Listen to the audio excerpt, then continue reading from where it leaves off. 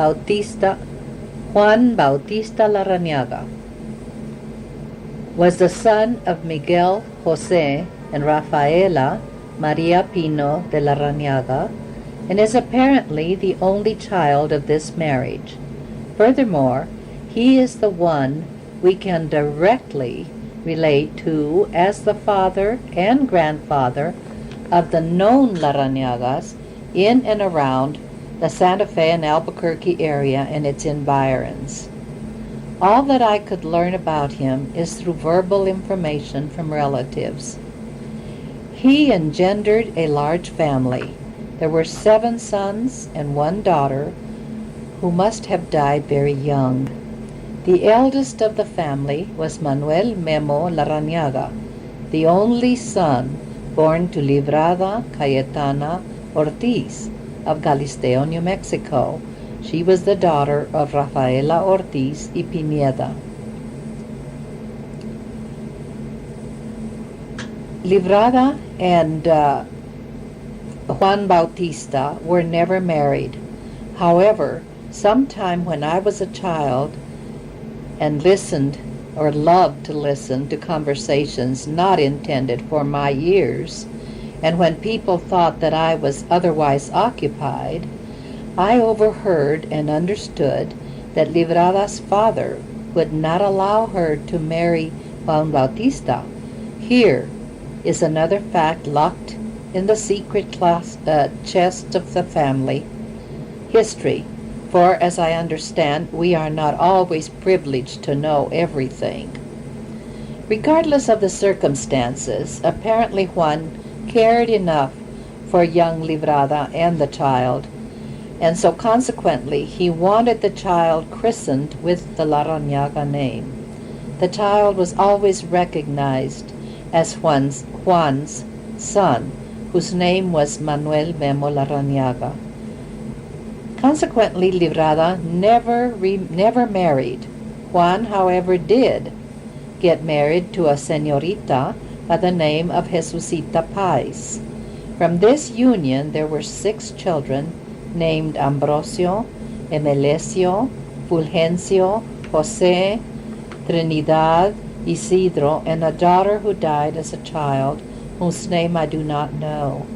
These aforementioned men were Manuel Memo's half-brothers, and along with their father, Juan Bautista, had a very close relationship with each other throughout their lives.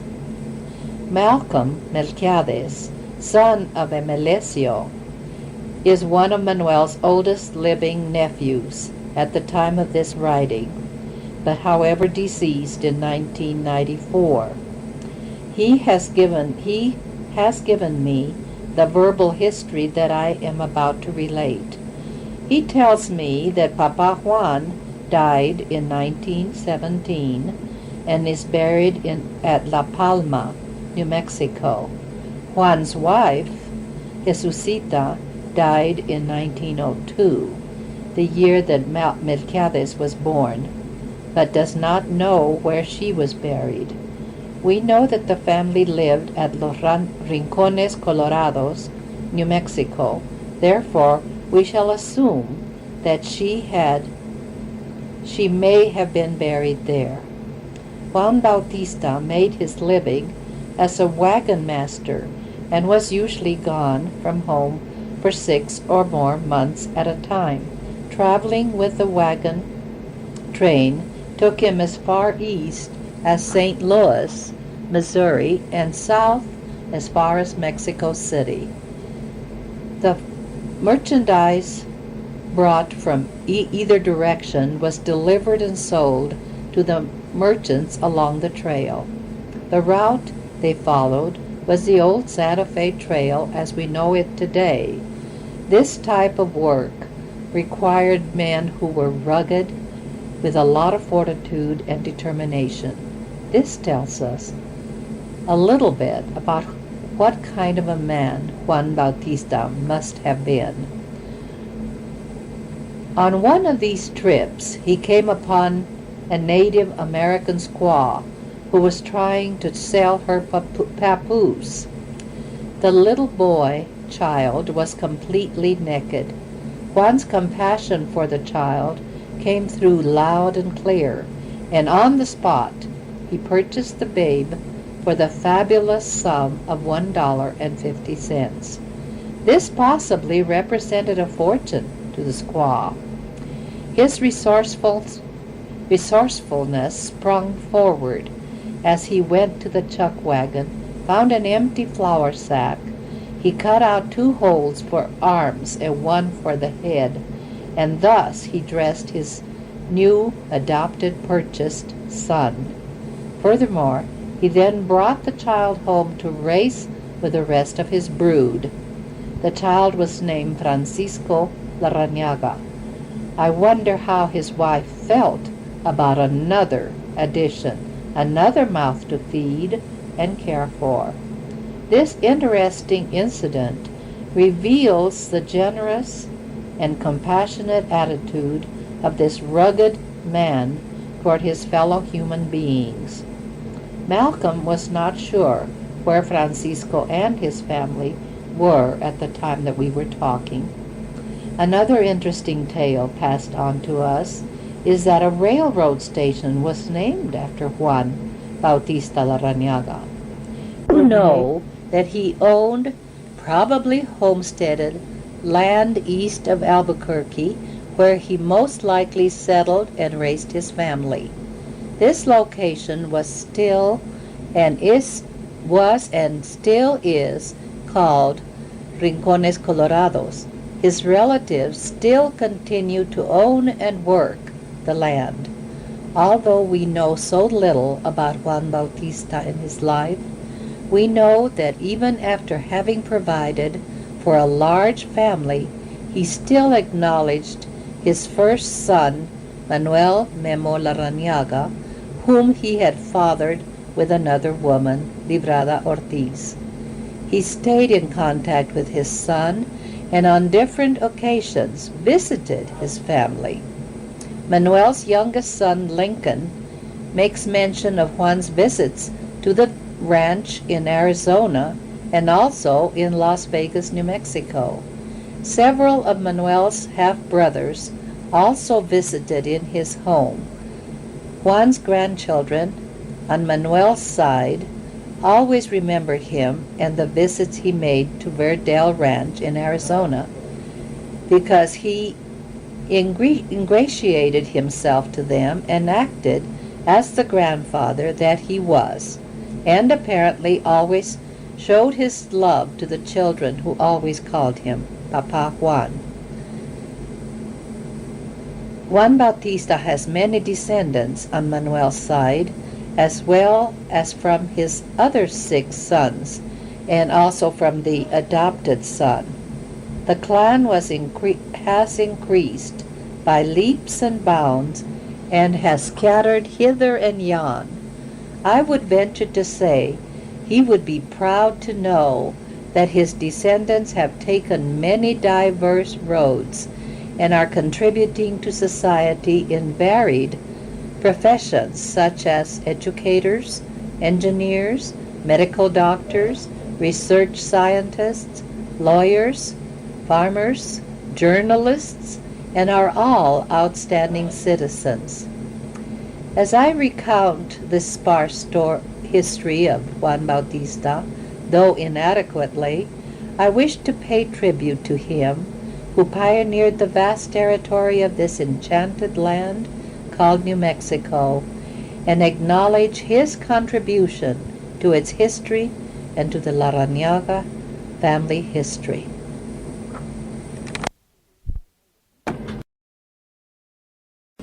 1, 2, 3, testing. Manuel Memo, the Patriarch. Manuel Memo Larrañaga, the patriarch of our immediate family, was born on November the 30th, 1863, in Galisteo, New Mexico, 88 years after the surgeon's first arrival in the history of the territory.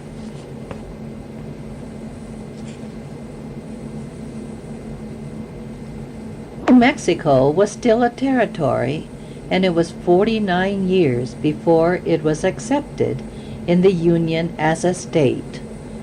His mother, Maria Cayetana Librada Ortiz, a resident of Galisteo and daughter of Marcelino Ortiz and Paula Pineda, was born on August 7, 1844. She was baptized in Cenita, New Mexico. Her padrinos were Florencia de la Garza and Juana Silva de la Garza, natives of Galisteo. Librada died on September the 13th, 1909, at 67 years of age, or as Papa has registered in his records, 67 years and 6 days. She was buried in Ash Canyon at the Verdell Ranch on the next day, September the 14th, at 3:30 in the afternoon. Librada was 19 years old when she gave birth to her one and only son, Manuel Memo. This information of her life as a youngster is nil. We only know about her from the time she became a mother. She was not allowed by her father to marry Juan Bautista Larrañaga, the father of her child. Her parents were adamant that Juan was not the man for her and refused the young man the hand of their daughter in marriage. Manuel's sponsors, or padrinos, were Alejo Ortiz and Guadalupe Chavez de Ortiz, also residents of Galisteo, New Mexico. This is the extent of information recorded by Manuel about his family. Being an only child, Manuel, at a very tender age, accepted the responsibility as provider for his mother and himself. We really are ignorant of their circumstances, but we can imagine that living under the grandparents' roof and accepting everything for their livelihood was a real thorn that bothered this young man when he finally came to the age of understanding. Most likely, the Ortiz family were either farmers or ranchers, and not necessarily wealthy people, though we do not know that. For eventually Manuel's cousins, with whom he grew up and contemplated as brothers, Fidel, Marcelino, and Susano, did become wealthy landowners.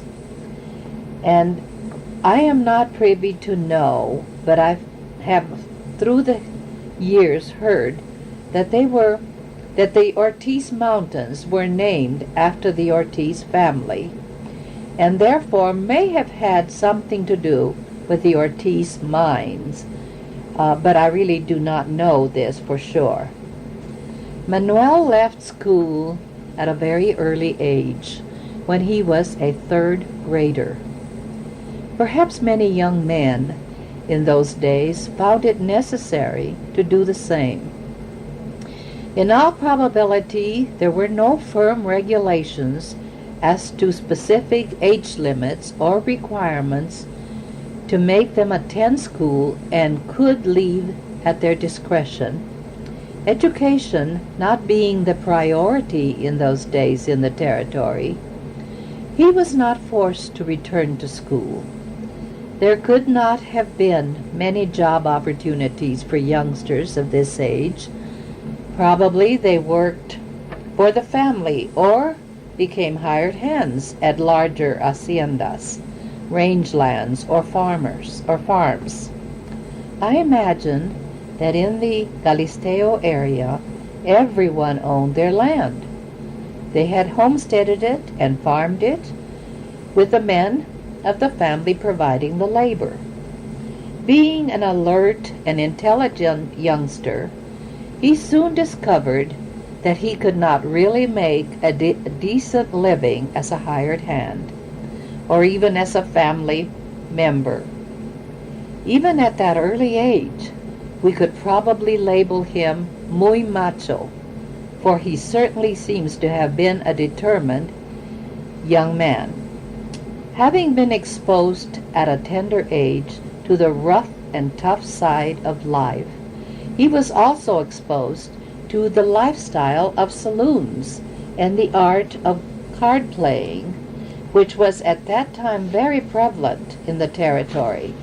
We know that young men like to pattern themselves after those who they admire or wish to emulate, especially if it seems that these individuals are prosperous. Manuel saw that these men seemed to be living well, dressing better than most, and decided he wanted that style of living. Trying his luck at card playing, he became aware that he had an innate talent, whether inherited or natural, for the art. It seemed to him as easy as eating apple pie. It was for those not weak of heart, so why should he return to back-breaking work? That was how Manuel launched into a new way of life, that of a gambler, and was soon recognized as el jugador of the family and the territory. As a professed gambler, he was no longer content to remain within the confines of the area, but ventured into a nomadic style of living. He never stayed in one place for any length of time, but moved around the territory at will, wherever the gambling beckoned. I only wish I could have been around in spirit, to have followed Manuel in his early escapades. Wow, what a tale one might be able to spin or reveal. One must speculate that it was a life of danger, lurking constantly all around. These men lived by their wit, guiles, charisma, and cunningness in order to be a winner. This was a necessity, constantly keeping on the alert and watching their back, and dared not to be without that proverbial gun and holster. Almost every person has heard stories of these brave or not so brave gunmen of early frontier days. No one seems to have taken the trouble to inquire about the early hazardous adventures or the interesting lifestyle that our grandfather pursued. Without concrete evidence or written record, let us all surmise that it was an exciting and enterprising life that young Manuel ventured to live. Linda and Lincoln have both related to me that Papa, as he is called by all our immediate family, had been known to give away money or return a horse and a saddle to a man who had lost everything in one game. To me, this portrays a man being sympathetic to the misfortunes of others. Gambling was not his only virtue. As a young man, Manuel was keenly aware of his surroundings and especially of all the beautiful señoritas that crossed his path. So it was that one summer evening at Bernalillo, while the bright New Mexico moon shed its silvery light on some dancers, that his roving eye caught sight of a petite young lady with eyes of blue and locks of jet. She was so fair of skin that she appeared iridescent in the moonlight. His heart skipped a beat, and he could hardly breathe. What is this, he thinks? He has seen many lovely ladies before, Why should this one be different and have this effect on him? Yet, yes, he felt this. He must meet her, find out who she is. Where is she from? So taken was he that he left his companions to dance the rest of the evening with a lovely young girl, Maria Epifania Cleofas Ramirez, who from this day on he called Clofitas. They danced until the girl's grandmother, who was her chaperone, declared that it was time to go home at once. In those days, it was the custom for women that attended a dance to provide their own chair and a kerosene lamp that would be placed in a niche in the wall of the dance hall. On that particular evening, the grandmother had not been asked out to dance, and as the evening wore on, she became very unhappy. Her thoughts were, why should they stay longer if she was not going to dance? She probably could care less if Cleofitas was having the time of her life. Cleofitas, the matriarch. Cleofitas, the bride that Manuel took and who gave him a large family, has been previously discussed, but now I will delve into her contribution to this narration. Almost all the information that I will convey to you in this account was gleaned from Cleofitas, whom I shall refer as Mama hereafter. Earlier, I've talked about her birth in Bernalillo, New Mexico. About her parents, though data is minimal, there is a little that I remember her relating in conversations. She was born on April the 7th, 1874, to Fabian Ramirez and Isabel Chavez Ramirez, and baptized at the Church of Our Lady of Sorrows in the same town. Her sponsors, or padrinos, were Manuel Garcia and Jesusita G. Garcia. The pastor was Reverend Juan Four, Foure, for those who might pronounce it differently. She was named Maria Epifania Cleofas Ramirez. She was an only child, though she had a half-brother, Jose. Who his father was, I don't know. They did not have the same last names. Her last name was Ramirez, while his was Cisneros. Jose was a cobbler by trade, that I've been told, and he used to visit the family frequently at Verdell Ranch. However, the last time they saw him was while they were moving to Las Vegas, New Mexico, and he routed himself to Utah and was never heard of again. Mama often told of her grandfather.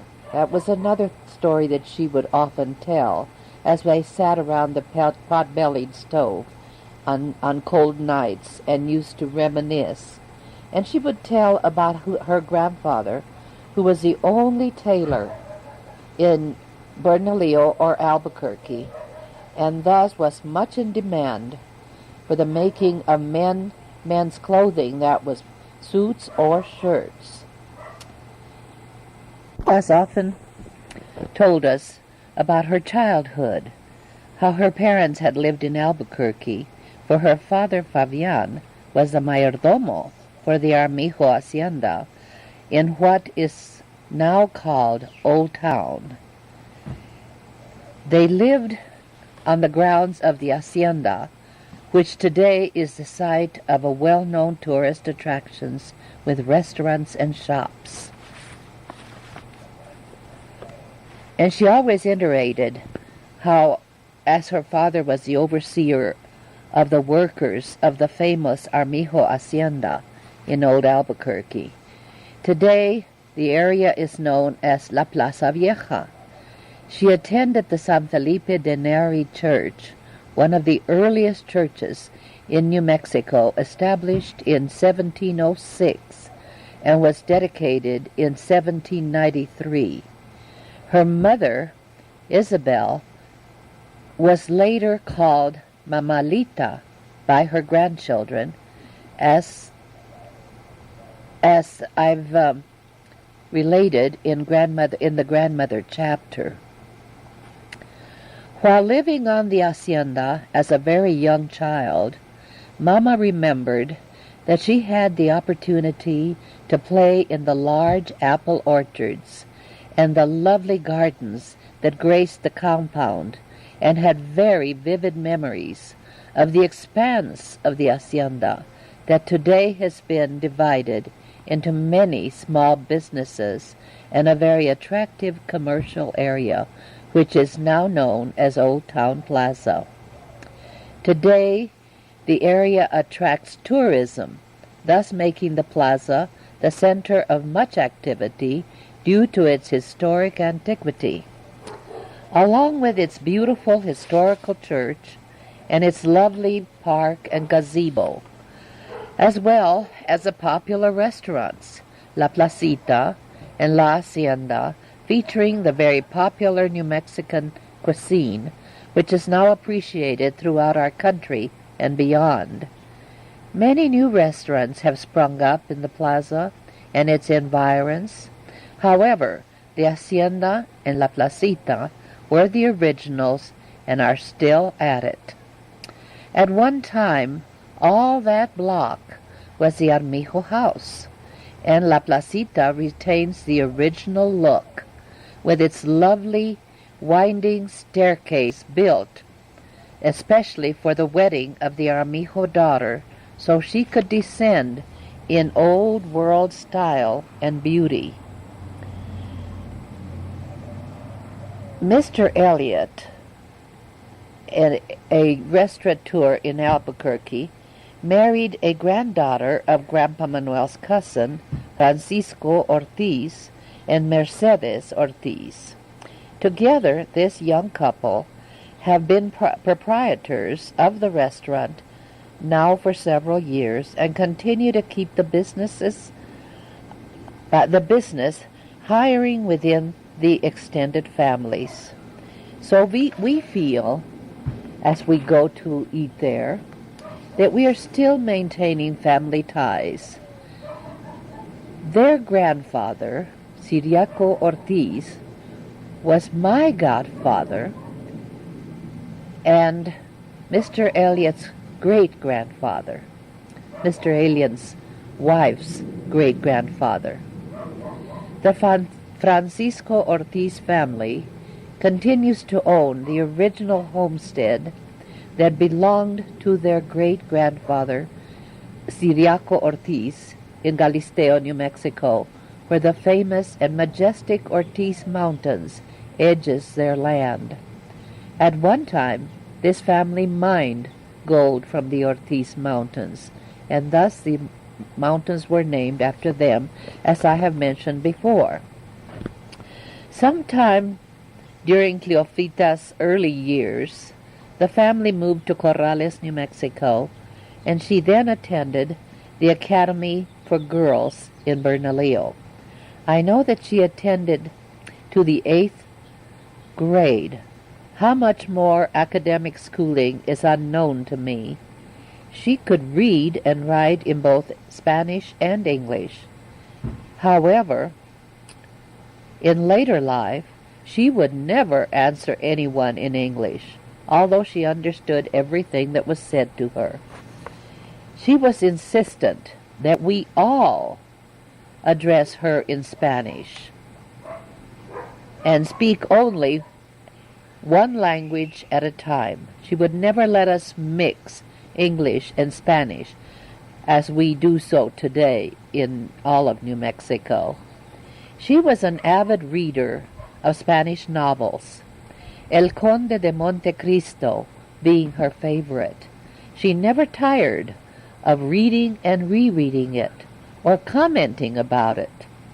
Linda kept her supplied with literature and thus she was always up to date on current events and could discuss intelligently on most any subject, especially politics, in which she was very involved and very vocal, clearly emphasizing and exercising her women's suffrage rights. She was truly a beautiful woman, of medium height, slender, always held herself regally, had the prettiest blue eyes you ever saw, fair-skinned, with long, jet black hair, which she brushed and combed and braided and wound the braids coiled around her head. I always felt like it looked like a crown on her head.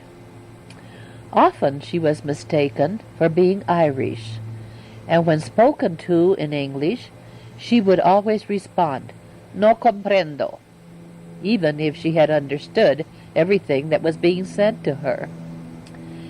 She would tell us about Papa insisting that she should wear long gloves to cover her arms so the sun would not burn them, since she was so very fair.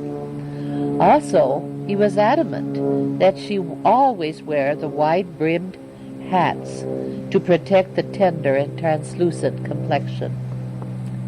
Cleophas was a very positive and assertive person, and was able to make decisions quickly, and thus thus keeping complete control of household and family situations. This quality traits came in very handy when her beloved husband was taken from her while she was a fairly young woman.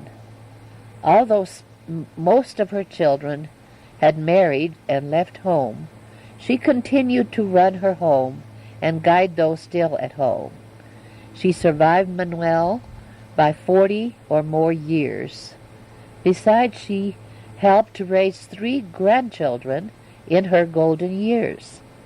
These were the lean depression years that she managed to keep her family united and body and soul together with the help of her family.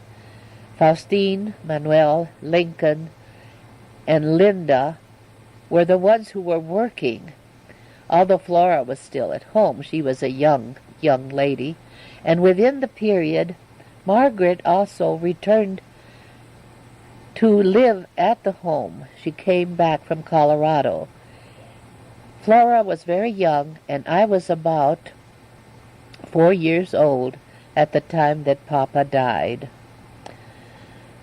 When Margaret returned, she immediately went to work and became the sole support of our family. The 2 women, Margaret and Mama, became quite a team.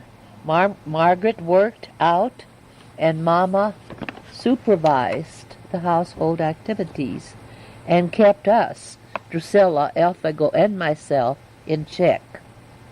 Manuel married, and Linda married, and Lincoln finally married, Flora married, and by this time everyone was gone on to make homes of their own, although Linda returned every spring to attend summer school at what was then Normal University.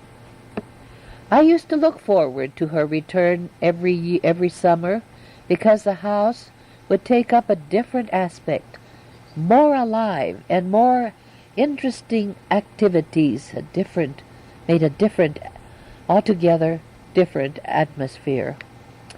Drusilla and I were taught by Mama at a very early age to assume responsibility. She saw to it that we learned to cook and would allow us to work in the kitchen, though as I look back now, I shudder to think what messes we must have produced. I do not know that the dishwashing times, I do know that at the dishwashing time, they were disaster, for we played and took hours to complete a job that could have taken half the time. We also had to clean the house. Those chores included cleaning and rearranging furniture, dusting, polishing, and we even learned to paint or calcimine the walls and the ceilings. We had 14-foot rooms, 14 by 14 sized rooms. The ceilings were high and they were painted white. So we had to wash them annually, get up there and wash them and make sure they were cleaned evenly. We also learned to rake and clean the yards, plant the garden, and weed it as well. We also learned to bring in wood and coal and kindling, and learned to start the fires and empty ashes. Hopefully, I haven't forgotten anything. We were always kept busy. Oh yes, how could I forget the washing and ironing? We learned to iron with those heavy irons that were heated on top of the coal and wood stove. I really don't think Drew and I would give anything in exchange for the learning on-the-job experience at the hands of these two wonderful women, even if at the time we didn't appreciate it. 3. Our friends were allowed to come to our home to play or study, perhaps because this was a good way for Mother to keep tabs on us and our activities. Whatever, it suited the purpose, and we really had a lot of freedom. When our friends came in the evenings to study, we had the entire kitchen to ourselves until 9 o'clock, at which time Mama would enter promptly, taking the clock from its place on the range, and begin winding slowly, and she'd wind and she wound and she wound the clock. This was the signal for everyone to leave. Everyone knew to start collecting their books and papers about 10 minutes before 9, so that by the time she finished winding that clock, they all had their wraps on and were saying good night as they exited. This was a nightly ritual during the winter. She was a strict disciplinarian. We all knew and accepted it and respected her for it. I, of course, was very close to Mama, since she'd brought me up, and all I knew was that she was my mother. And she was always there for me. Always. When Papa died, I was graduated from my cuna, or cradle, into her bed, where I slept until I got married. I can still feel her arms around me as she'd cradle me to sleep. As I grew older, and when I'd come into bed if I'd been out for the evening, she'd warm my feet and body with hers as she wrapped her arms around me. I'd go to sleep always rubbing the lobe of her ear and touching the golden earrings that she always wore. That was my world of contentment and security that I experienced at her side. She was all I had. She was my everything. She was my mother, my friend, my guardian, and my grandmother. Although Margaret was my real mother, I only knew her as my sister, and Drusilla and Elphego as my niece and nephew. That's how she had taught me. 1, 2, 3. After I got married, I was told that she missed me so much, as much as I missed her. Since she was so lonesome and also getting along in years, my wonderful sister, Flora, and her husband convinced her to go and live with them in Truth or Consequences, New Mexico. Since Linda and her husband, Greg, also lived there, Mother was very content to be with her 2 daughters again. Both of us lived to the ripe age of 84 and had complete control of all her faculties, and a mind was as clear as a bell. I did neglect to say that Mama had been a smoker since she was 5 years of age, when her dear grandmother, who had brought her up, would awaken the child to smoke with her because she didn't like to smoke alone. So we all grew up seeing her smoke. She rolled her own cigarettes from Duke tobacco and would sit and roll enough cigarettes at one time to last her a week. Although she was, as we would say today, addicted, she would never smoke while she was cooking. She would wait until she was through and then sit down and enjoy a cigarette. So because of this tobacco habit, she eventually developed emphysema, which in the end was her undoing. She was certainly an extraordinary woman and did her share of pioneering along with her husband and left her own legacy to her posterity. Among the traits that we treasure about her is the ever-present humor, which was evident in all her conversations. Also her laughter, which was so infectious to anyone within hearing distance. People would know she was around, and would find her to ask what was so funny, or to ask her to repeat a dicho, for she had a wealth of dichos, and managed to have one for every appropriate one for every conversation or every theme or occasion. She had been an avid dancer in her youth, and though she didn't dance for many, many years after her husband passed away, in her very senior years, when she'd go to dances for weddings or baptisms, if anyone would approach her and say, "Do you think you would like to dance?" And she would answer, "¿Qué piensas que no puedo?" "Do you think I can't?" And take them up on it and twirl away. She did so with my husband Ishmael, and they would have a ball dancing together. She had a group of neighbors. She also used to enjoy playing cards, be it solitaire or group cocina, when she did with a group of neighbors who gathered in a different house every night, and they'd play cocina. When someone was out, and I always had to go with Grandma, of course, I had to sit in somebody's spot when they weren't there. And most of the time they would have to wake me up when it was my turn to play. What kind of playing could I have done, half asleep? They'd call out, "Ándale, Mela, ya es tu tiempo." Maybe that's why, to this day, I can't get interested in any kind of card playing. Maria Epifania Cleofas Ramirez Larrañaga was called home by her Creator on April the 28th, 1959, in Truth or Consequences, New Mexico, where she had lived with her beloved baby for 14 years, having been a widow for 33 years.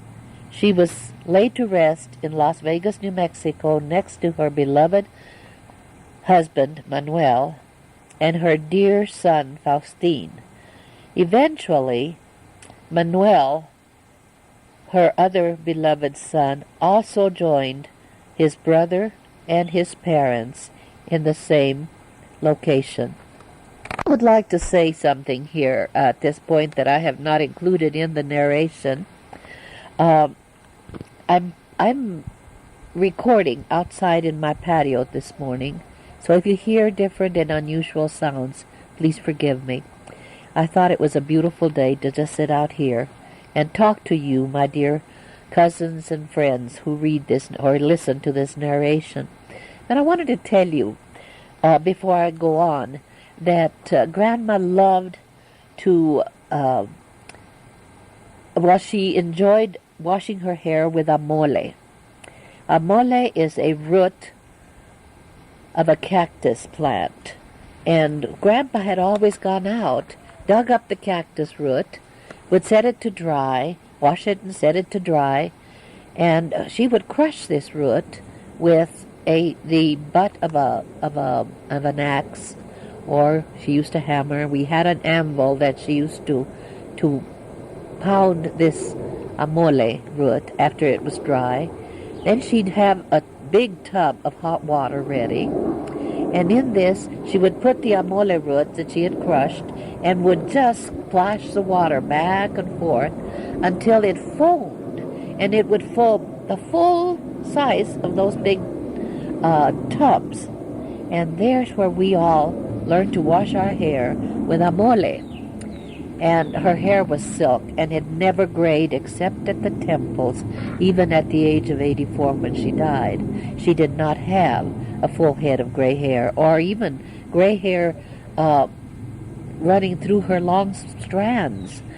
And she always told us, that's why the Indians never have gray hair. They use this amole to wash their hair, and therefore she had learned this trade probably among the natives back in Sonora.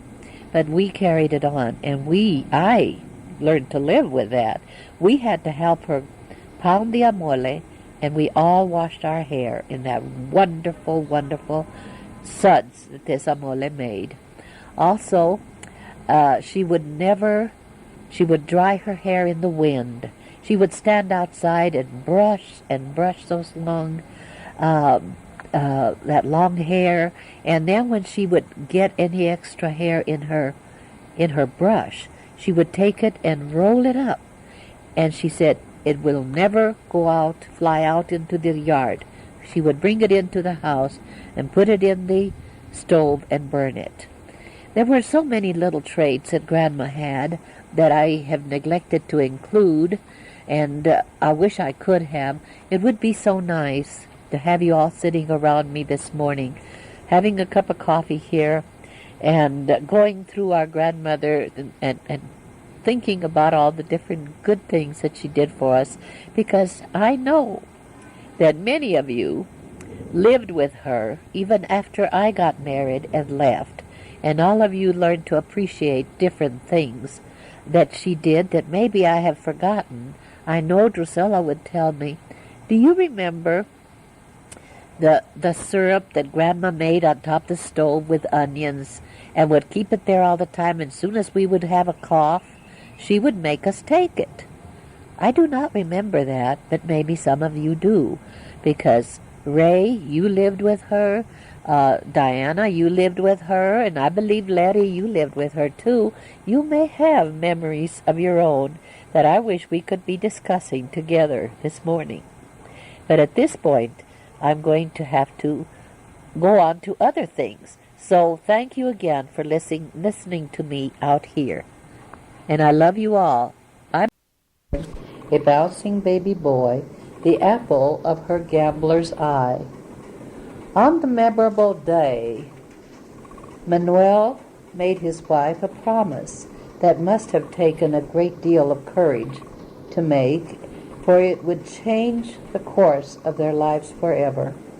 The promise was, from this day forward, I will never gamble again, because I do not want to set that example to my son or any future children that the Lord may give us.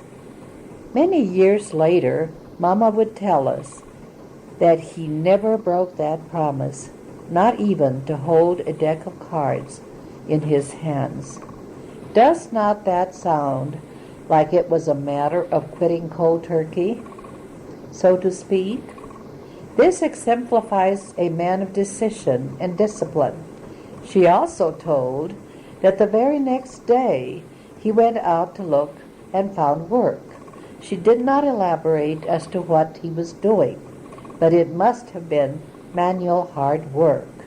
When he returned home at the end of the day, his hands were blistered and bleeding, and continued to be so until he became accustomed to the hard labor. One evening upon returning home, he declared, "I have worked my last day for another man." Hereafter I shall be my own master. And so it was until he died, his own master. According to his records, kept in the Black Ledger, they first lived in Gallup, where the first son, Faustine M., was born, and to quote Dad as he recorded the birth of the first son, number one, or número uno, nació el 28 de mayo, año de 893, a las 12 de la noche en el pueblo de Gallup, Nuevo México, y fue bautizado el día 24 de julio a las 5 de la tarde.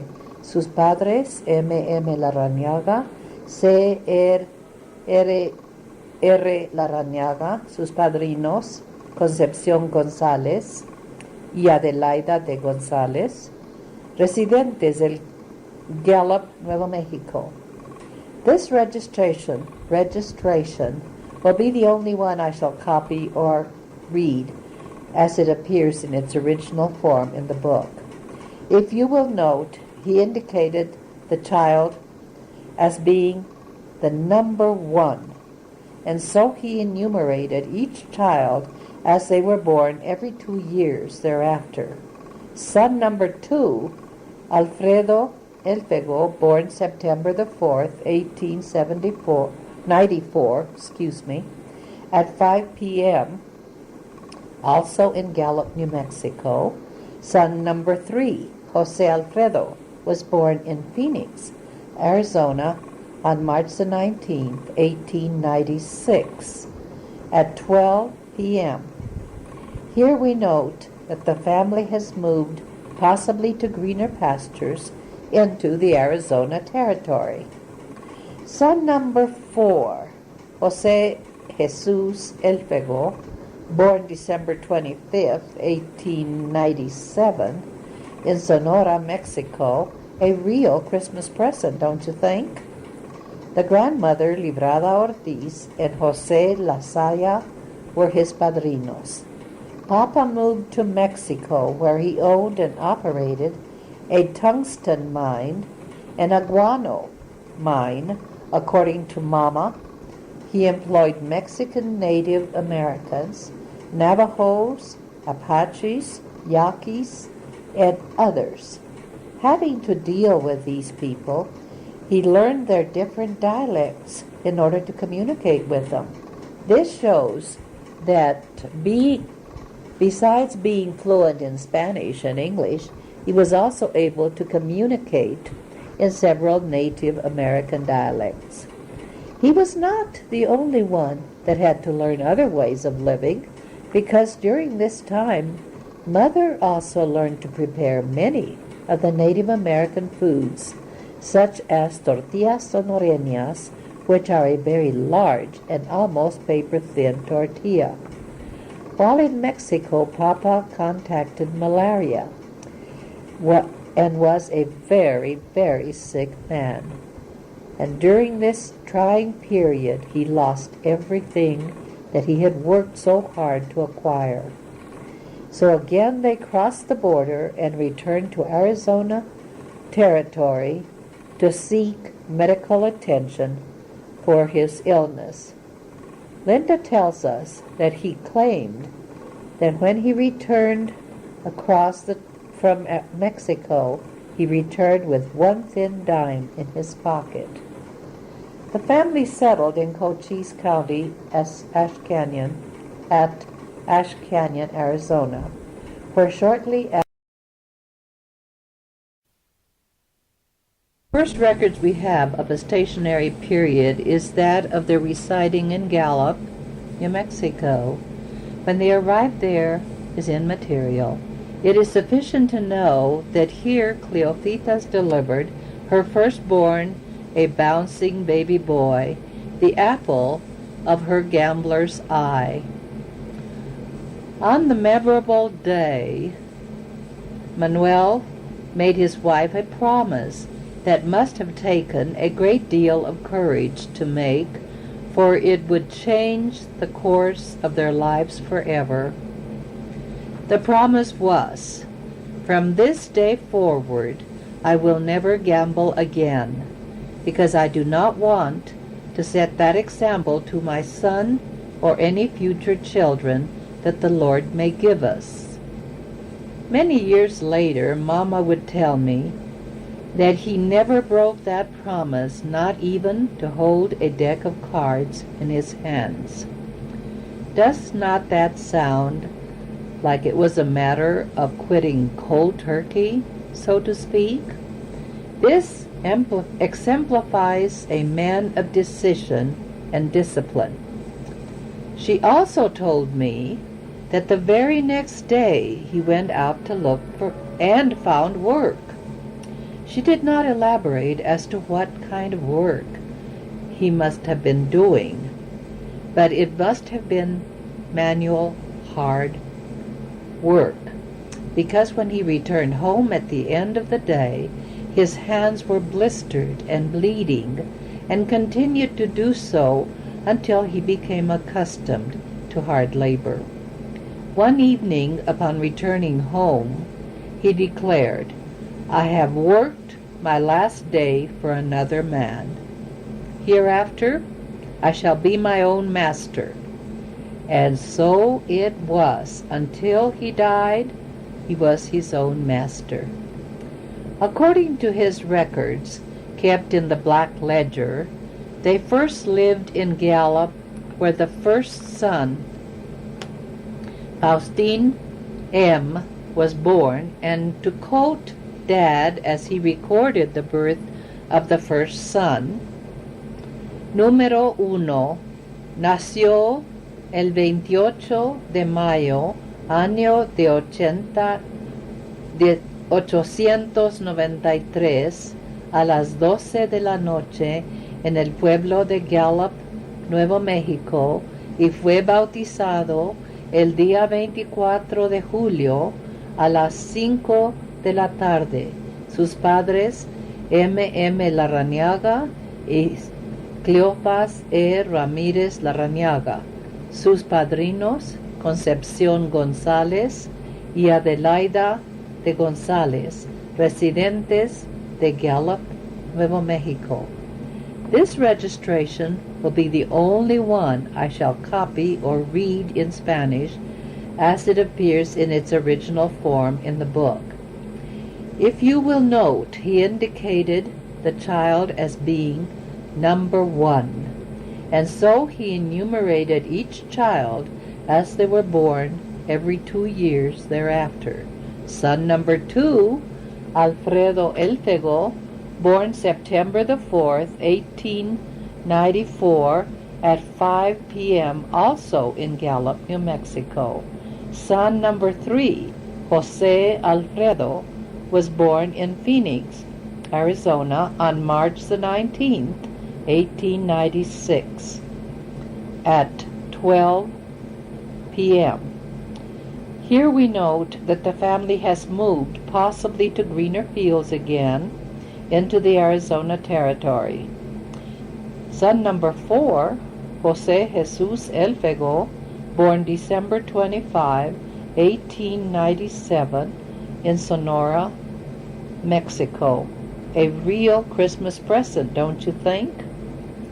The grandmother, Librada Ortiz, and Jose Lasaya were his padrinos. Papa moved to Mexico, where he owned and operated a tungsten mine, and according to Mama, he employed Mexican Native Americans, Navajos, Apaches, Yaquis, and others. Having to deal with these people, he learned their different dialects in order to communicate with them.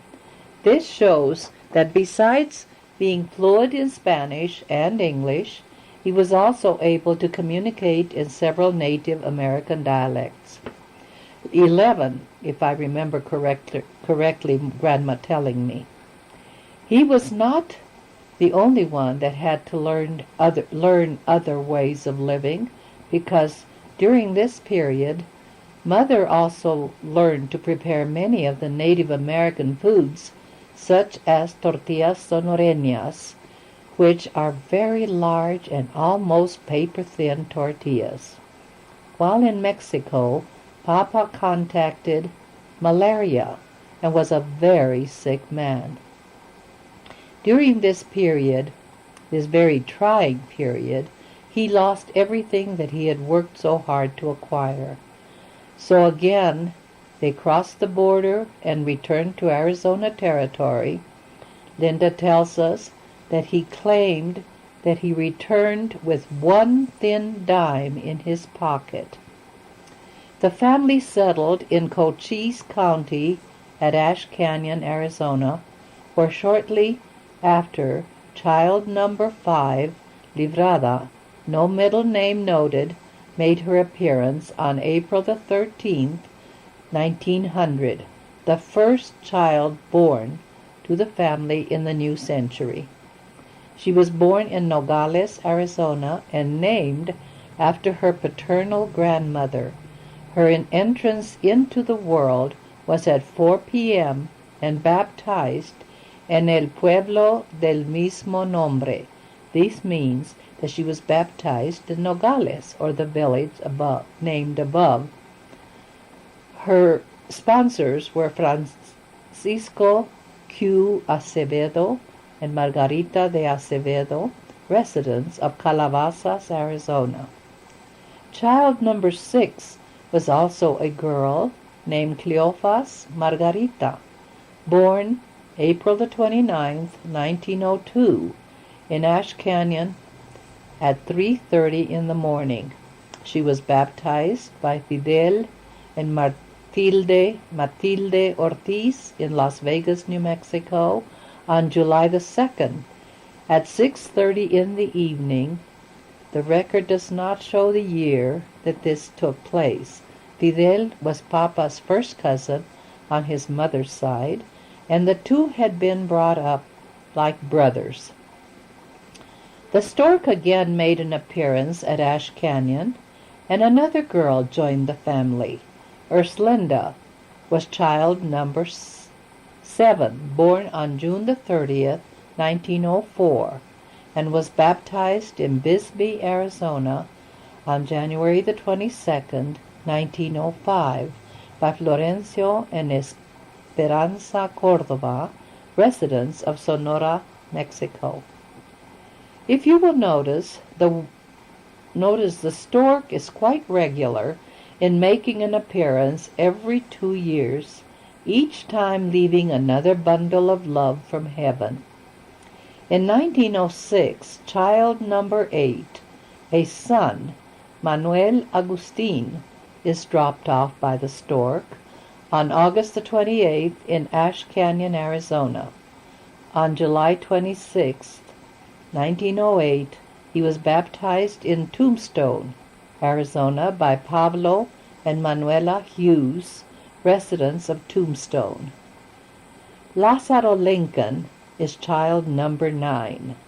He felt that Manuel was lonesome with so many girls around, so he decided to come and join him on December the 17th, 1908.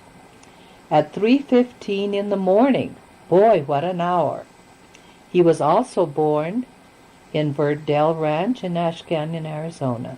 His sponsors were Jesus Campoy and Rosita Carrion, residents of Cananea, Sonora, Mexico. He was baptized on October the 11th, 1909. In 1910, Fulgencio Bautista, child number 10, arrived at 5 in the morning on September the 11th at Verdell Ranch. This child was baptized in Hereford, Arizona. Fulgencio lived only 4 months and 23 days and was buried at Verdell Ranch.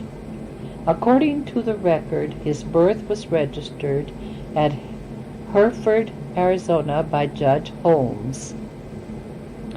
Another girl, child number 11, comes on the scene on October the 6th, 1911, at 4 in the afternoon. She was born at the Verdell Ranch in Arizona. She was baptized Florinda Isabel. Flora or baby to the family in Bisbee, Arizona by Pablo and Refugia Tellez of Hereford, Arizona. In the ledger, Papa has written, hasta esta fecha, 4 de 1914, teniendo en cuenta la promesa de mi querida esposa de no hacerme cuentas más delante.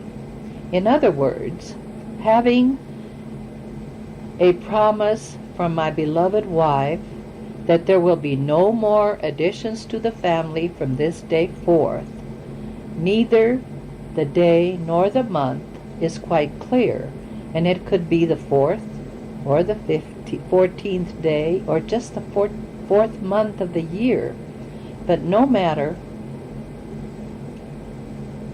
which is true, a promise was made and forever kept. In other words, his sense of humor comes through as he states that Mama was resigning as the baby machine and Flora was to be the caboose. Mama told me much later that his response whenever she announced that she was expecting again was that she'd not need to concern herself because before any child made its appearance, he would already have made provisions for another sack of flour and a bag of salt to be added to the larder. Some 12 years later, Papa made another entry in his ledger, announcing the birth of a child which he and his wife took in as their very own. His entry is as follows. Amelia Larrañaga nació febrero 22, año de nuestro Señor 1922, y fue bautizada el día 16 de marzo en la iglesia de Nuestra Señora de los Dolores en la plaza de Las Vegas, Nuevo México. Sus padrinos, Ciriaco Ortiz y Conrada de Ortiz, residentes del Cañón Blanco, Condado de San Miguel.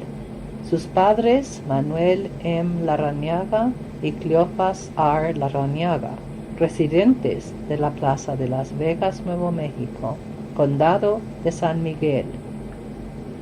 This recording sets the record straight that Melita Larrañaga, as she has always been known, was added to the family tree. However, because her true mother, Margaret, did not like the name Amelia, which the sponsors had given her at baptism, she announced that the baby girl would from this day forth be called Melita, and this is what it has been since. Furthermore, the name has been officially changed and recorded at the Department of Vital Statistics for the state of New Mexico. This concludes the enumeration of the offsprings of Manuel Memo and his beloved Cleofitas.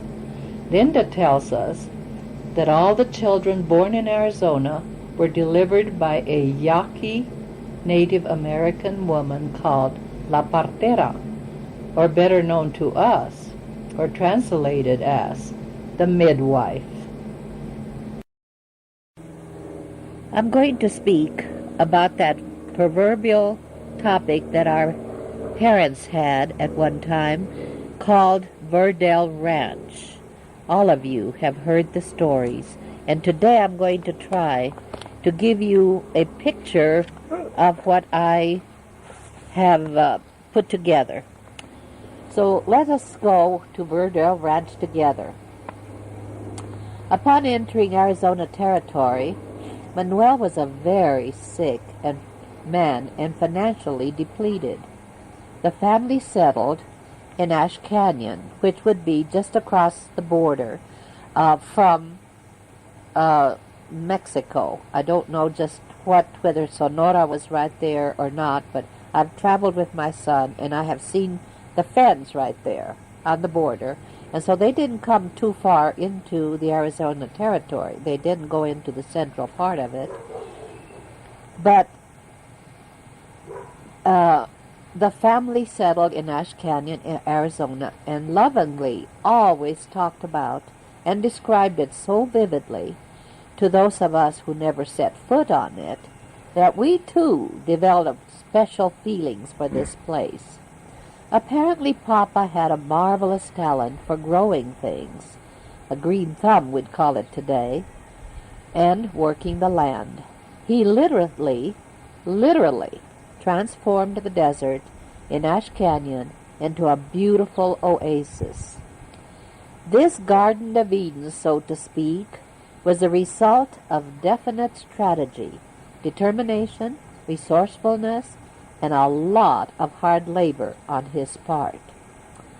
Adjacent to his land where he had homesteaded was a mesa, or elevated area, and the property of a big cattle ranch owned by a man by the name of Mr. Green, who called his place the Diamond M Cattle Company. Eventually, it became the Boquillas Company, but we'll talk about that later. As the name implies, he had herds of cattle, and their watering troughs were just above Papa's land and on a little higher elevation. They were water troughs kept for the flocks to drink from, but these tanks would overflow, and this overflow would drain down into Papa's property. He had tried so hard to find and dig wells, knowing that the people above him had water. He knew there would be water on his land, which he never found. He was a student. All went well for several years, but alas, it was all too good to last forever. When the owners of the Diamond Cattle Company, now known as the Boquillas Cattle Ranch, finally became aware of the reason that the virtual paradise that Papa had created was from their loss of water, they immediately took measures. Well, probably not immediately. They must have known for years that this was happening, but eventually they took measures to mend the troughs and stop the drainage. They offered to buy the ranch, which Papa refused to sell. Throughout the years, Dad had drilled for wells all over his land, but to no avail. There was no water in his land. He could not believe it. He offered to buy water from the Boquillas Cattle Company, but they would not sell it to him. Without water, the desert reclaimed its own, and the beautiful oasis, slowly but surely, was returning to its original state, a desert. Papa, needless to say, was forced to sell out eventually. But by that time, the family had grown up, and other means of support had to be sought. Dad had not sold because the Diamond Ranch, now called Boquilla Cattle Company, would not agree to his price. After much bargaining, he finally settled at an amount that he considered fair, and a deal was made. Of course, the Boquillas were the winners. Boquillas now was richer with the acquisition of Papa's beautiful land. Recently, this company has made constant headlines in our news media because of a greedy Navajo governor and other people who were caught making unlawful deals concerning the cattle company, spending Navajo money that did not belong to them, and at this writing, it is still in litigation, but the Boquillas still exist on Navajo property.